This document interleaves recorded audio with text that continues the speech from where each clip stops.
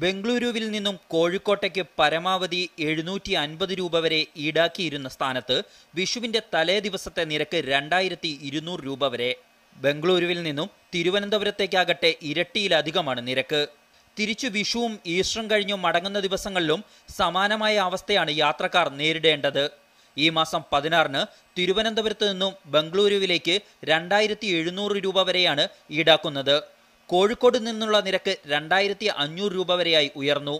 ആവശ്യക്കാർ കൂടുന്നതിനനുസരിച്ച് നിരക്ക് ക്രമാതീതമായി ഉയർത്തുന്ന പതിവ് രീതി തന്നെയാണ് ഇത്തവണയും സ്വകാര്യ ബസ് ലോബി പയറ്റുന്നത്. ഡിമാൻഡ് അനുസരിച്ച് യാത്രക്കാരെ പിഴിയുന്നൊരു സമ്പ്രദായം അതിപ്പോൾ വർദ്ധിച്ചു വരിക, മുൻകാലങ്ങളൊക്കെ വർദ്ധിച്ചു വരിക. ഇതിന് പരിഹാരങ്ങൾ എന്ന് വെച്ചാൽ ട്രെയിനിന് ടിക്കറ്റ് കിട്ടാത്തതുകൊണ്ടാണ് യാത്രക്കാർ ഈ ബസ്സിന് വരാൻ നിർബന്ധിതരാകുന്നത്. ആവശ്യത്തിന് ട്രെയിനുകളില്ലാത്തതും ഉത്സവ സീസണുകളായിട്ടും കൂടുതൽ സർവീസുകൾ പ്രഖ്യാപിക്കാൻ KSRTC തയ്യാറാവാതിരുന്നതുമാണ് മറുനാടൻ മലയാളികളെ പ്രതിസന്ധിയിലാക്കിയത്. KR Saju, media 1 Kozhikode.